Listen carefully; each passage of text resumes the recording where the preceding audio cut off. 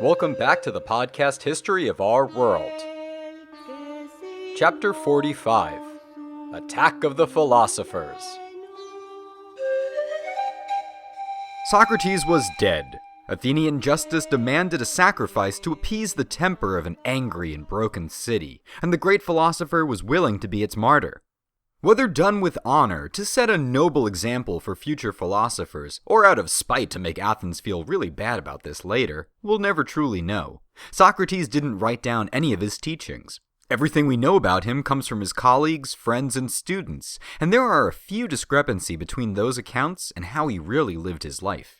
In the aftermath of his execution, Athens went through a period of soul-searching in the Greek world, watching as a triumphant Sparta meddled in the affairs of the Ionian cities, flexing its muscles to aid a Persian dispute to the throne with violence and savagery and... Wait, I promised to stay away from any fighting in this episode. I'm gonna rein in the testosterone and discuss loftier topics, like philosophy. Socrates had inspired quite a few people in his time that didn't end up turning into power-hungry maniacs. Now without their mentor, they were set to make their own contribution to the field. First up was Antonys, born into a wealthy family and already an influential philosopher when he met Socrates. Of course, upon meeting him, Antonys was so impressed that he quickly became an ardent follower of Socrates and told his own students to do the same. See, what really struck him about Socrates was his dedication to the simple life. To be content, you don't need much. A roof over your head, some food on the table, maybe some wine every now and then, that's all. And in this lifestyle, you will find virtue, the greatest quality of life. Antonys took to the streets to show off his new ascetic lifestyle, donning a bulky tattered cloak and carrying a walking stick. And this act earned him quite a lot of admiration with the other philosophers. But when he began to prominently display a big rip in his cloak, Socrates supposedly called him out on it, saying, "I see your vanity through the hole in your cloak, Antonys." Maybe he was getting a little carried away with his new look. But Antonys isn't just famous for his fashion choices. He also became a staunch critic of decadence and a society based on greed and misguided principles, where generals are elected not out of merit or achievement, but based on nobility and birth, where foreign wars drain the treasury and soldiers give their lives because of dangerously ambitious men, where an old teacher is considered more dangerous than a young warlord. In short, as he describes it, cities are ruined when they are unable to distinguish worthless citizens from virtuous ones.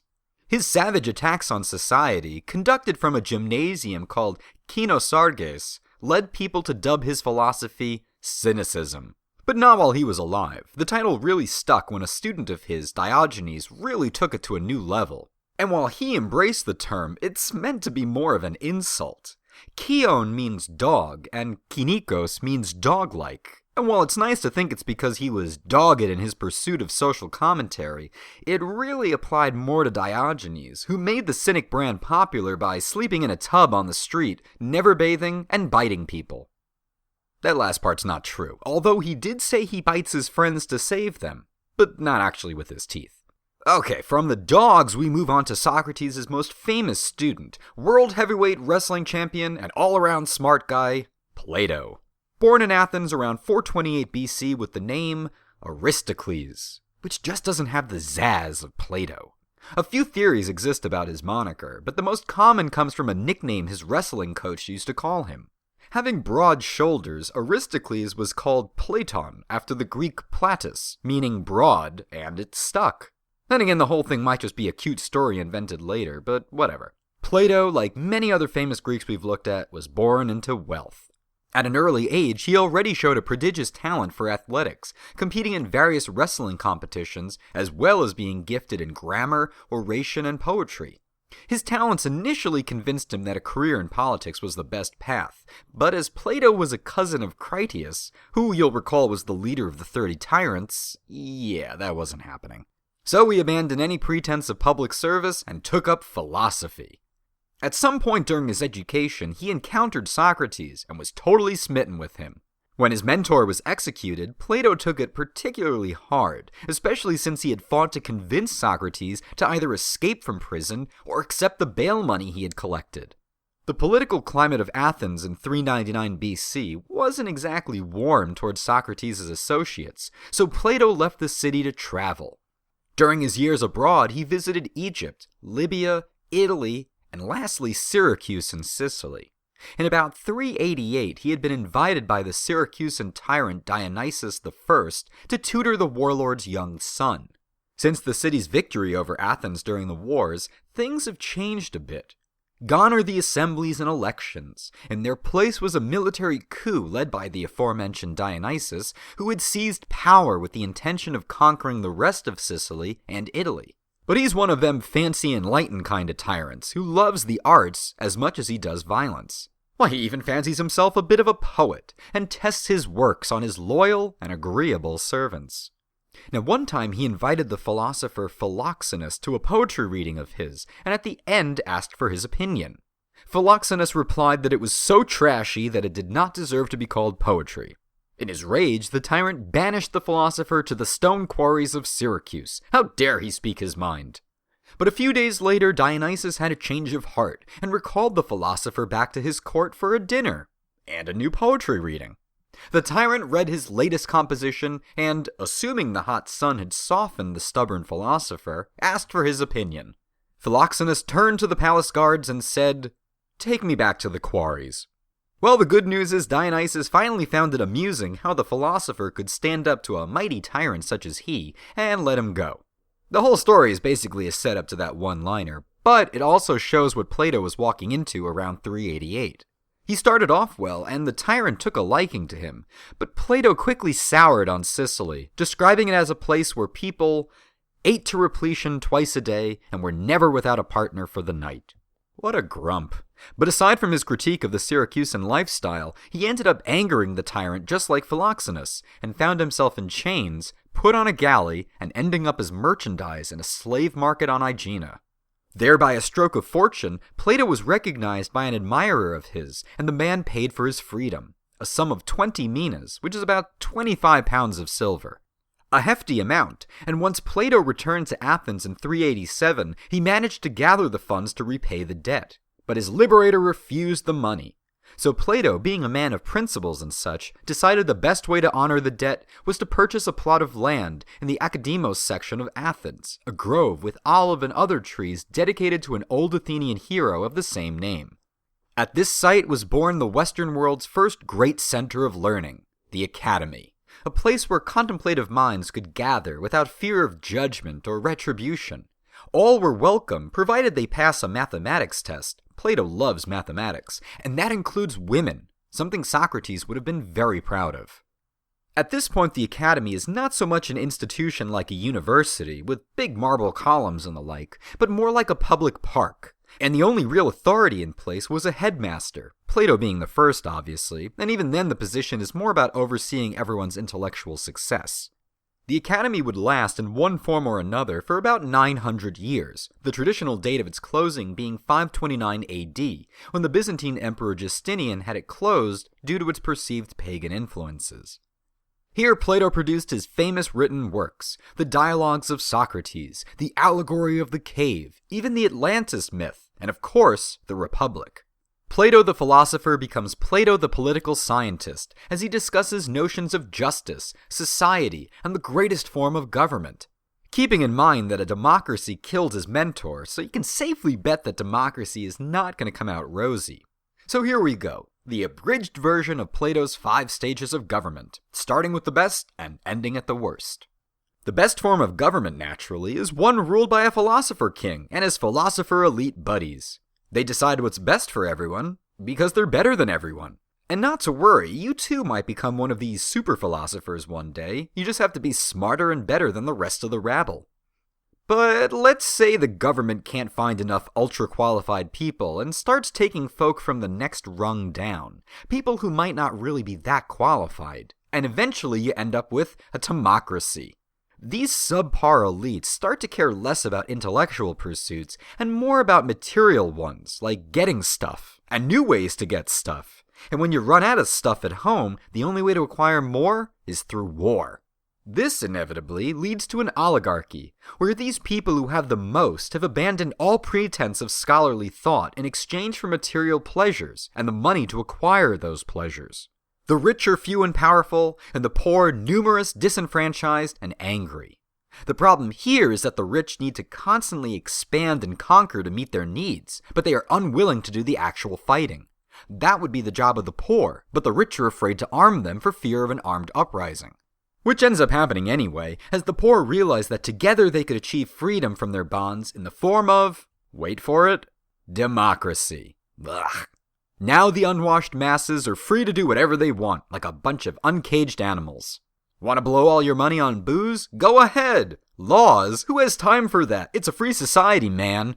The once glorious civilization begins to unravel, and as Plato describes it, the father is accustomed to be on a level with his sons, and afraid of his sons, and the son to be like the father. There is no fear or respect of parents, for freedom's sake, and the immigrant is equal with citizen, and citizen with immigrant. The young are on level with their elders, and argue and compete with them. The old, in turn, come down to the level of the young, full of adaptability and sweetness so as to not appear sour or strict. In the end, even the very slaves are not a bit less free than those who bought them. Oh, it's the end times for sure, and in the dark morass of hedonism and wanton abandon that pervades a fully entrenched democratic society, there comes the tyrant. For power despises a vacuum, and a man will arise who promises to protect the freedoms and liberties of the common folk from those who would take it. And in their stupidity they gladly surrender control to him. But as he gains in strength and power, the people realize their mistake and try to remove him, except it's too late. The tyrant is fully in command. You're probably thinking right now that either Plato's totally on the money about all this, or he's absolutely bonkers. But you gotta give it to him, it's an interesting concept. And I'm sure that if Athens hadn't killed Socrates, he'd probably be telling a slightly different story about democracy and government. All that stress does something to a guy, you know? And so perhaps realizing he needed a vacation, Plato leaves the academy again in 367 to go back to Syracuse. But not learning his lesson from the first time, comes back to Athens 2 years later. And then, because he was asked so nicely, he actually went back again in 361, but found the situation there to be just as awful as the last 2 times. He hightailed it back to Athens and never left again. Which is fine, because Plato got to spend more time at the academy arguing with one of his newest students to enter the school, the young Aristotle. Born in the city of Stagira, up north on the Halkidiki Peninsula, Aristotle was the son of the personal physician to the Macedonian king. This background, rooted in biology and the natural world, no doubt left a big impression on him, and at 18 he arrived in Athens, having been admitted to the academy. Bright-eyed and bushy-tailed, the young philosopher in training had a seemingly boundless energy for collecting data through observations. Aristotle loved concrete evidence and put far more value in what you can see than what you can feel. Case in point, Plato's theory of forms. Plato had it all figured out when he came up with it. The notion that there exists this abstract concept of a physical object that is perfect and wonderful, and that everything else is but a mere shadow of that awesomeness. Here, I go and draw a circle on a piece of paper, and we can all agree it's a circle, right? But if you look closer, you'll see that maybe one of my lines is a little bent, or the pencil got kind of stuck on a bump in the page and there's a break in the circle. My point is that my drawing of the circle is a poor, imperfect representative of the idea of a circle we all have in our heads. The abstract concept, therefore, is far more real than any terrible drawing I do. Except Aristotle thought about this theory and concluded it was absolutely ridiculous. If it looks like a duck, swims like a duck, and quacks like a duck, it's probably a duck. The idea of a duck isn't real, the thing swimming in the pond is. Physical objects are reality, period. And to further build on that, Aristotle went out into the field, conducting all sorts of experiments in anatomy, biology, and zoology, making detailed observations through dissections, and classifying animal species by characteristics. And you know what? The science is mostly good. Mostly because of mistakes like lumping fish and marine mammals in the same category. But logically it's sound. I mean, if all dolphins have fins, and everything that has a fin is a fish, then all dolphins must be fish, right? Eh?